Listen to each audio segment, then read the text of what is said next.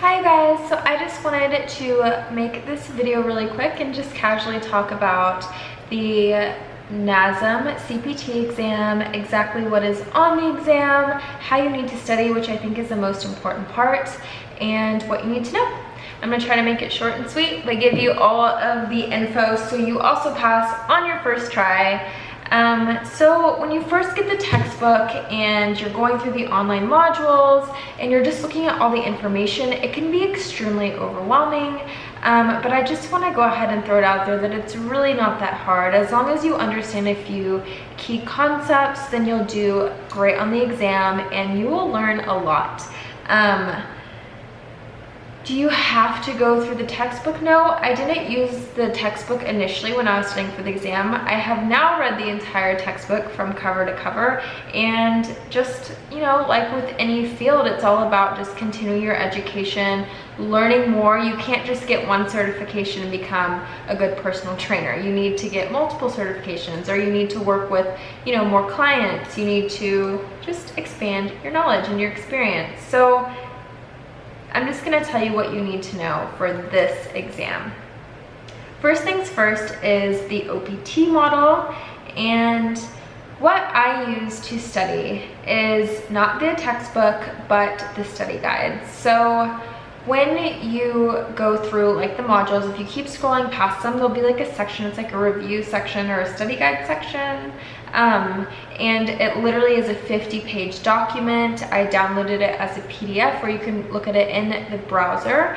I recommend downloading it because it's going to be what you're going to absolutely need. It's just 50 pages and it's basically a condensed version of the textbook. Everything on the study guide is what's on the exam. There's like no additional information that you'll be missing by just using the study guide. So I recommend that you go through that very thoroughly. Now, the exam is not memorization. So do you need to know, you know, exactly like the vocabulary of a lot of these key terms about the nervous system, for example? No, but do you need to know how the nervous system works and what it is? Yes. And do you need to be at least familiar with everything that's on the study guide? Yes. You need to have a good idea of everything that's on there. You can do it, trust me. So like I said, it's just about a few key concepts, and the OPT model is what I'm going to talk about first. So this is how NASM structures everything. This is what makes NASM different from the other certification programs. It gives you a really good structure of how to place a client and how to get a client progressing in the gym and in their fitness journey. So it has 5 different phases. You need to know all the phases, and you need to know the reps, the sets, the tempos, the appropriate exercises and stretches, and then how to accommodate your client throughout the different phases, and how to accommodate different special populations. For example, the obese, the pregnant, the elderly, people with high blood pressure, etc. So yeah, I did mention stretches, and stretches are important.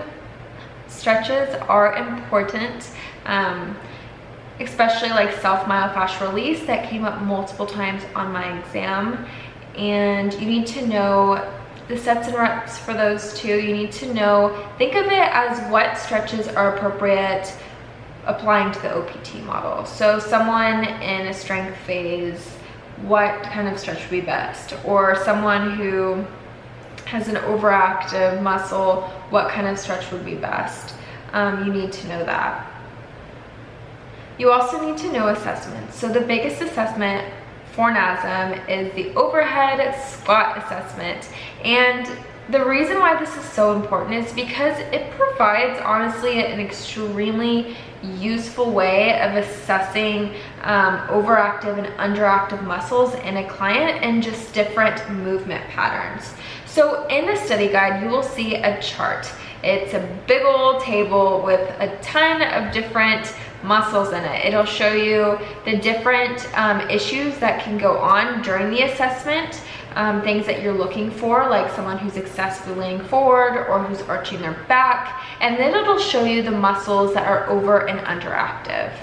So obviously, in order to understand all of this, you need to first know like the planes of motion, anatomic positions and locations, and like movement patterns and things like that. So like pronation, supination.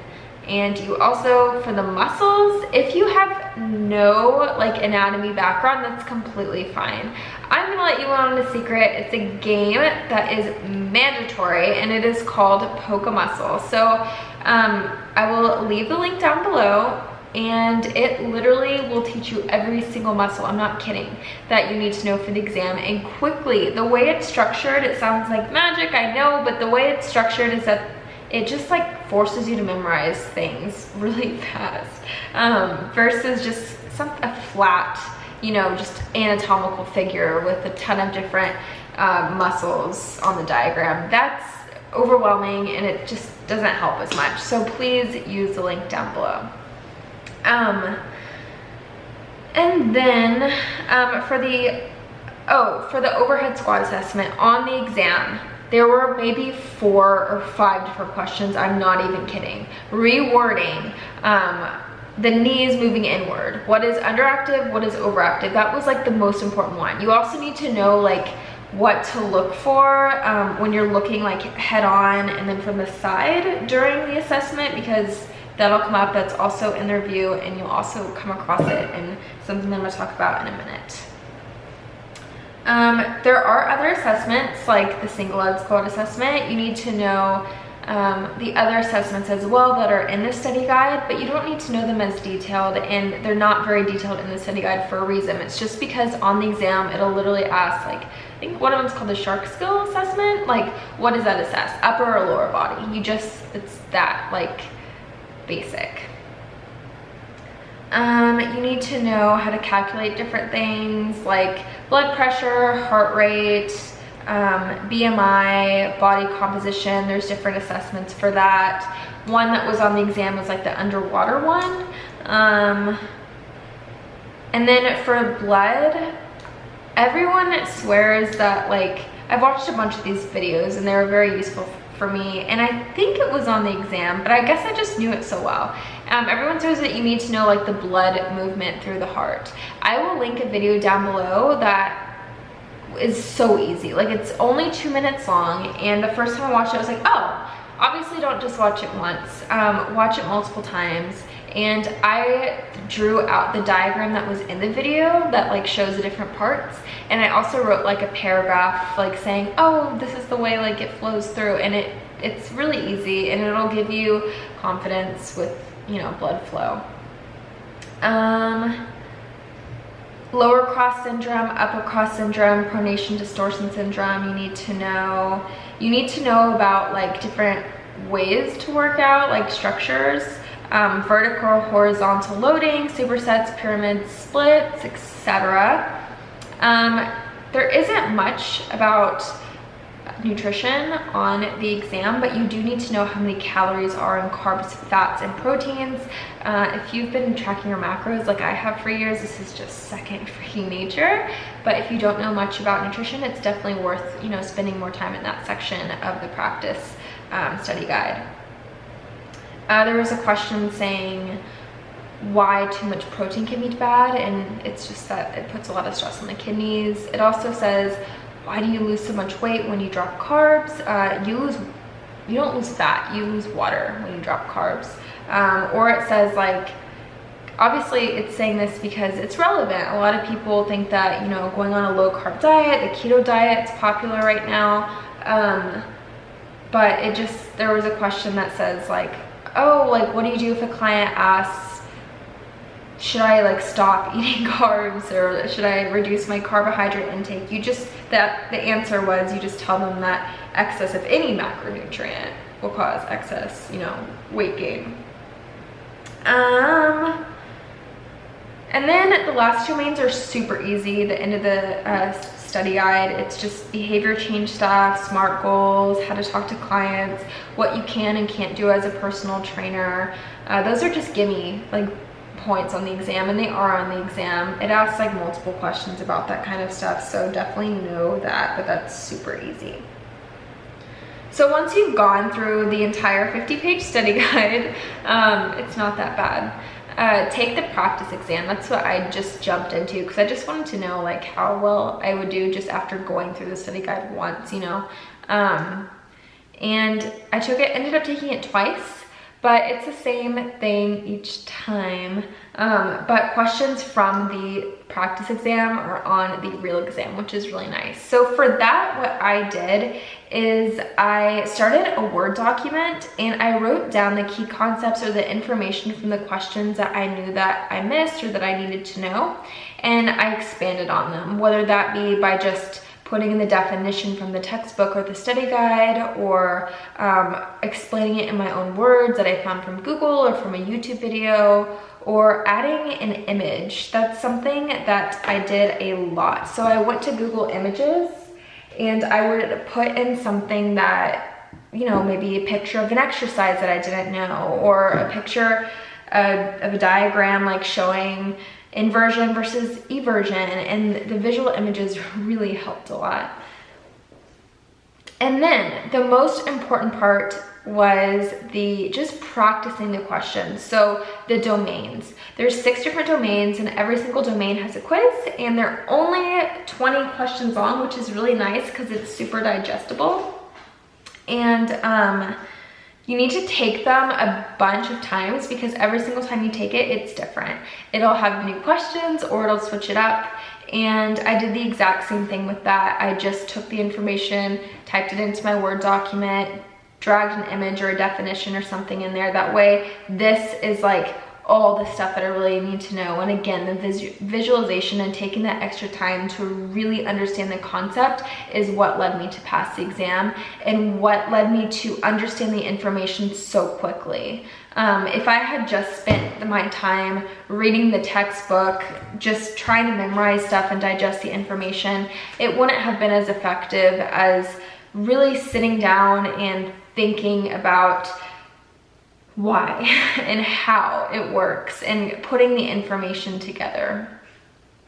Yeah, I mean, the study guide, the practice exams, that's literally all I needed, and it was not hard at all. I was so nervous, and I was so mad at myself for procrastinating and not spending much time studying, but I knew a lot and I was super confident while I was taking the exam. So the exam itself is in a PSI center. You have to schedule your test date. You walk in, they check you in. You need to have the card, your like CPR or your card. I don't know. I have CPR, AED, and first aid. I don't think that's required, but I know it's required that you have the card and that it's like from a real, not like an online class. And then you put your stuff in the locker, you go in, there's like a practice thing, so you just understand the software. It's gonna ask you like questions like how many states are in the United States. It's just stupid things like that, the way you understand like how to answer questions. And then it gives you an option to mark questions. So at first I was like, I'm not gonna do it, but I ended up going back and marking questions like a third of the way, and I ended up marking up to 30 questions, I think, which was really nice. Whenever like I just was hesitating on a question, I would go ahead and mark it and answer it, but mark it, and then I went back. You can see the option to go back through the marked questions, and I ended up changing a bunch of answers because they're really tricky, guys. Like some of the wording, or you need to like really read the question over and over again and try to picture what they're saying, because the wording, one word can like change the entire question answer. So be picky, take your time. I think you have 120 questions and like 2 hours to take it, and I left with like 35 minutes on the clock. I remember that. I took my time. And right as I finished, I got my stuff from my locker, and she just handed me a piece of paper that was like folded, and I opened it and it said pass, and I was so excited. And yeah, I'm really excited for you guys. It's not that hard. It should be enjoyable. Just stick to what I told you to do as far as the resources. The NASM has it all laid out for you. The questions are right there in the practice stuff. Those are literally the questions on the exam. If they're not word for word, which some of them are, it's the concepts that you need to know. And it's like maybe just reversed or something. But yeah, I'm going to leave the links to the poke a muscle and to the heart video, and then I'll just do like kind of brief little points in the description box down below. And if you have any additional questions, please feel free to leave a comment or reach out to me personally on Instagram, and I will make a video explaining the concept, or I will explain it to you or help you with any questions that you may have. Hi, kitty. Thanks, guys. I will see you in the next one.